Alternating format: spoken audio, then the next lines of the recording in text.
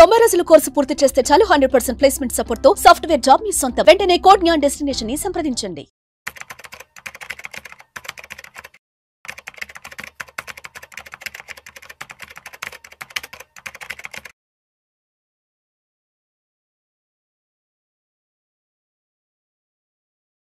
నమస్తే, welcome to Vishnu talks.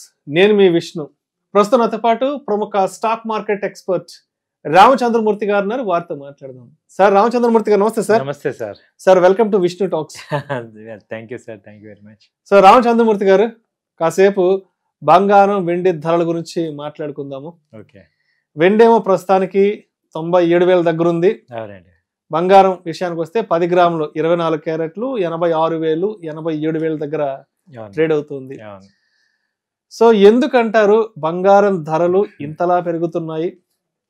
బంగారంతో పాటు పోటీగా సిల్వర్ కూడా ఎందుకు ఇంత పెద్ద ఎత్తున ధరలు పెరుగుతున్నాయి అంటారు? అంటే ఒకప్పుడు బంగారం ధరల గురించే మాట్లాడుకునే వాళ్ళమి, బట్ ఇప్పుడు సిల్వర్ కూడా అంత ఇంపార్టెన్స్ ఇస్తున్నాం, సిల్వర్ ప్రైసెస్ కి సంబంధించి కూడా. సో మనం ఫస్ట్ ఒకసారి సిల్వర్ తో మొదలు పెడదాం. ఎందుకు సిల్వర్ ధర ఇంత పెద్ద ఎత్తున పెరుగుతుంది? సిల్వర్ అంతకు ముందు ఏంటంటే సార్ ఓన్లీ ఆర్నమెంట్స్ కే చూసారు, హౌస్ హోల్డ్ కానీ లేదా గిఫ్టింగ్ పర్పస్, ఎక్కువ గిఫ్టింగ్ కానీ మనకి వరకు ఏంటంటే ఏదైనా ఇంపార్టెంట్ ఆర్నమెంట్స్, ఇప్పుడు వెండి దేవుడి సామాన్లు అని పూజా సామాగ్రి మేజర్ గా పెట్టుకునే వాళ్ళు. బంగారం ఏమో మనం ఆర్నమెంట్స్ వేసుకోవడానికి వాడుకునే వాళ్ళం. ఇప్పుడు ఏమైందంటే సిల్వర్ కి అంతకుముందు ఇండస్ట్రియల్ యూసేజ్ ఉండేది. సిల్వర్ స్క్రీన్లు, మన థియేటర్స్ ఇవన్నీ సిల్వర్ తో ఉండే, కానీ ఇప్పుడు న్యూ టెక్నాలజీ న్యూ సెక్టర్స్ రావటం వల్ల ఏమైందంటే సిల్వర్ యూసేజ్ బాగా పెరిగింది.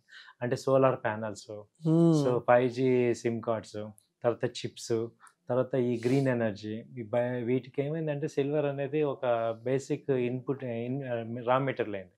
దాంతో ఏమైందంటే అది 50% కన్సంప్షన్ అక్కడికి వెళ్ళిపోతుంది. కాబట్టి ఈ సిల్వర్ గోల్డ్ ని ఓవర్టేక్ చేసే రేంజ్కి వెళ్తుంది అనమాట. సో ఇప్పుడు ఆల్మోస్ట్ మనం చూసుకుంటే లాస్ట్ ఇయర్ ఆగస్ట్లో 70,000 65,000 అలా ఉంది. ఇప్పుడు 1,88,000 దాకా వెళ్ళింది. ఇప్పుడు అసలు 97,000 95,000 ఆ రేంజ్ ఉంది. సో సిల్వర్ అయితే ఇక అండర్ వాల్యూడ్ అంటారు, still it is under valued అంటున్నారు. సో హెవీ పొటెన్షియల్ ఉంది దానికి, ఎందుకంటే న్యూ ఇండస్ట్రీకి రా మెటీరియల్ కాబట్టి సిల్వర్ యూసేజ్ బాగా కనపడుతుంది. అంటే ఒకప్పుడు silver only house hold purpose వరకు మాత్రమే వాడుకునే వాళ్ళు. ఇంట్లో ఏదైనా సిల్వర్ ప్లేట్స్ చేయించుకోవడం, లేదంటే పిల్లలకి ఏదైనా సిల్వర్ కి సంబంధించిన ఆర్నమెంట్స్ లాంటివి, తర్వాత పూజా సామాగ్రి, ఎస్పెషల్లీ వెడ్డింగ్స్ అప్పుడు గిఫ్టింగ్ ఇవ్వడానికి ఎక్కువ సిల్వర్ షాపింగ్ చేసేవాళ్ళు. సో మొత్తానికి ఇప్పుడు ఈ హౌస్ హోల్డ్ పర్పస్ నుంచి ఇండస్ట్రియల్ గా కార్పొరేట్ల చేతుల్లోకి వెళ్ళిపోయిందండి.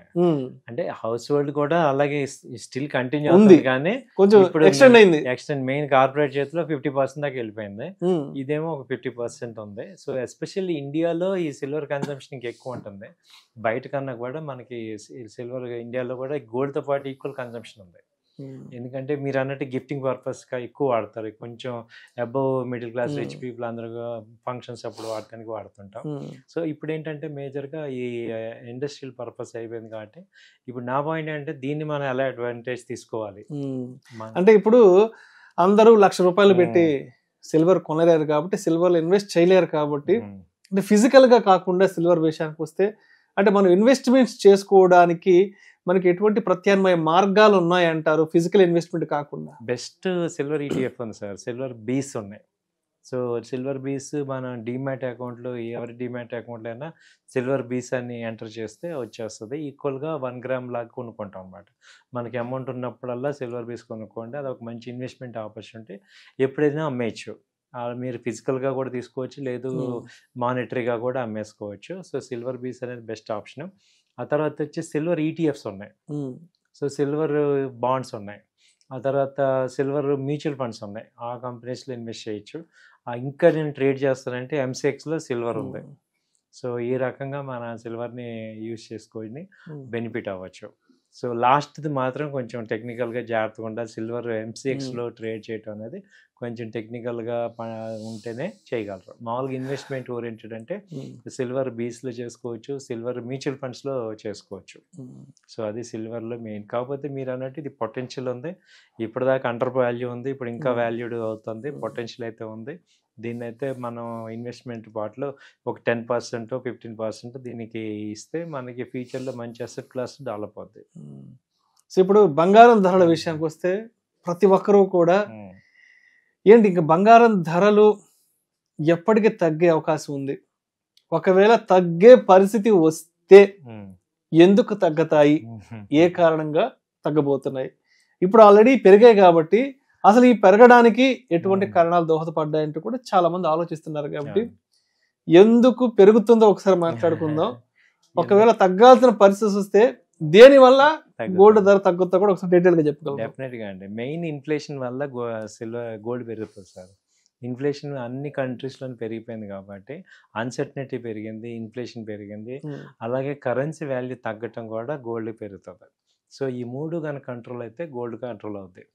సో అంటే యూసేజ్ వల్ల కాదు, ఇక్కడ గోల్డ్ యూసేజ్ వేరు. గోల్డ్ని అలాగే సెంట్రల్ గవర్నమెంట్స్ మనం ఒక్కడమే కొనట్లేదు, కంట్రీస్ కూడా బై చేస్తున్నాయి, టన్నులు కొంటున్నారు, వాళ్ళు కూడా కొంటున్నారు. కాబట్టి ఈ గోల్డ్ అనేది ఒక ఏంటంటే ఆల్టర్నేటివ్ అసెట్ లాగా అయిపోయింది. కాబట్టి గోల్డ్ డిమాండ్ ఎప్పుడు ఉంటుంది, కాకపోతే తగ్గినా మ్యాక్సిమం 10,000 తగ్గుతుంది కానీ ఇంకా వరస్ట్గా తగ్గదు. ఒకవేళ మీరు అన్నట్టు బాగా వరస్ట్గా ఎప్పుడు తగ్గుద్ది అంటే మన శాలరీలు కూడా తగ్గినప్పుడు. మన ఇప్పుడు ఏంటంటే దానికి తగ్గట్టు శాలరీలు కూడా పెరిగిపోయినాయి. అదివరకు ఉన్న శాలరీకి ఇప్పటికి దాదాపు 50-40% డిఫరెన్స్ వచ్చేసింది. కాబట్టి గోల్డ్ కూడా అలాగే వెళ్ళిపోతుంది. ఇప్పుడు మనం 5 years బ్యాక్ 50,000 ఉంది గోల్డ్, మన శాలరీలు కూడా అలాగే ఉన్నాయి. ఎందుకంటే అది రెసిప్రోకల్గా పెరుగుతుంది, ఎందుకంటే ఇన్ఫ్లేషన్ వల్ల మేజర్గా ఎఫెక్ట్ అవుతూ ఉంటుంది. తెలియకుండానే గోల్డ్ ఎక్కువ పెరుగుతుంది ఇన్ఫ్లేషన్కి. మరి స్టాక్ మార్కెట్కి బంగారానికి ఉన్న ఏంటి రిలేషన్ ఏంది అసలు? అది ఇన్వర్స్ రిలేషన్ అండి. ఇన్వర్స్ అంటే గోల్డ్ పెరుగుతుంటే మార్కెట్స్ తగ్గుతుంటే గోల్డ్ పెరుగుతుంటది. సో వన్స్ మార్కెట్స్ రైజ్ అవుతుంటే గోల్డ్ పొటెన్షియల్ గా తగ్గుతుంది. ఎందుకంటే ఇదే మనీ ఇటు అటు షిఫ్ట్ అవుతూ ఉంటుంది. అంటే మేజర్గా ఎవరు గ్లోబల్ ఇన్వెస్టర్స్ ఏం చేస్తారంటే మనీని అటు ఇటు షిఫ్ట్ చేస్తుంటారు. ఎక్కడైతే పీక్ లెవెల్కి వచ్చాక మళ్ళీ దాన్ని ప్రాఫిట్ బుకింగ్ చేసుకొని అండర్ వాల్యూ ఉన్న అసెట్లోకి ఎంటర్ అవుతారు. సో ఇప్పుడు గ్లోబల్ ఇన్వెస్టర్స్ ఇప్పుడు అండర్ వాల్యూ, ఇప్పుడు ఈక్విటీ మార్కెటింగ్ 1-2% కరెక్షన్ అయితే అండర్ వాల్యూ వస్తుంది. సో దానిలో మళ్ళీ ఎంటర్ అవుతారు వీళ్ళు. సో అలాగే నెక్స్ట్ ఇప్పుడు గోల్డ్కి ఓవర్ వాల్యూ ఎప్పుడైతే అవుతుందో 90,000 ఆ రేంజ్, 92,000 ఆ రేంజ్, ఇంటర్నేషనల్గా $3,000 మెయిన్ రెసిస్టెన్స్ అనమాట. అక్కడ ఇప్పుడు 2,900 అలా ఉంది. సో మ్యాక్సిమం వచ్చిన ఆ రేంజ్కి వచ్చి మళ్ళీ అక్కడి నుంచి కరెక్షన్ వస్తుంది. సో మొత్తానికి బంగారం ధరల్లో తగ్గుదల చూడాలి అంటే ఇప్పుడున్న స్టాక్ మార్కెట్స్ ఈ 74,000 నుంచి ఓ 84,000 85,000 కానీ మళ్ళీ ఆల్ టైమ్ హైకి మార్కెట్ బౌన్స్ బ్యాక్ అయితే ఇది తగ్గిపోద్ది మళ్ళీ ఆబ్వియస్ గా. సో బంగారం ధరలు తగ్గే అవకాశం ఉంది. సో మొత్తానికి అర్థం చేసుకోవాల్సింది మార్కెట్లు పడుతున్నాయి కాబట్టి సో మార్కెట్లలో ఉన్న ఆ పెట్టుబడులన్నీ తీసుకొచ్చి గోల్డ్ లో పెట్టడం వల్ల గోల్డ్ మార్కెట్ పెరుగుతుంది. మార్కెట్లు పెరిగినప్పుడు మార్కెట్లు ఇంకా ఆల్ టైమ్ హైకి వెళ్తాయన్న సంకేతాలు సూచనలు ఉన్నప్పుడు ఈ గోల్డ్ ఇన్వెస్ట్మెంట్స్ అంతా తీసుకొచ్చి మళ్ళీ మార్కెట్స్ లో పెనిట్రేట్ చేస్తారు. సో మొత్తానికి స్టాక్ మార్కెట్స్ బాగున్నప్పుడు ఆల్ టైమ్ హైకి వెళ్ళినప్పుడు బంగారం ధరలు ఆబ్వియస్ గా తగ్గుతాయి, మార్కెట్ ఫాల్ లో ఉన్నప్పుడు బంగారం ధరలు పెరుగుతాయి. చిన్న లాజిక్. సో ఎప్పుడు పెరుగుతాయి, ఎప్పుడు తగ్గుతాయి, ఎందుకు పెరుగుతాయి, ఎందుకు తగ్గుతాయి అనేదాన్ని చిన్న ఇది మనం మార్కెట్ ని అర్థం చేసుకోగలిగితే ఇది మొత్తం స్ట్రాటజీ మొత్తం అర్థం అవుతుంది. Right. Thank you sir, thank you so much Ramachandramurthy garu. Thank you అండి.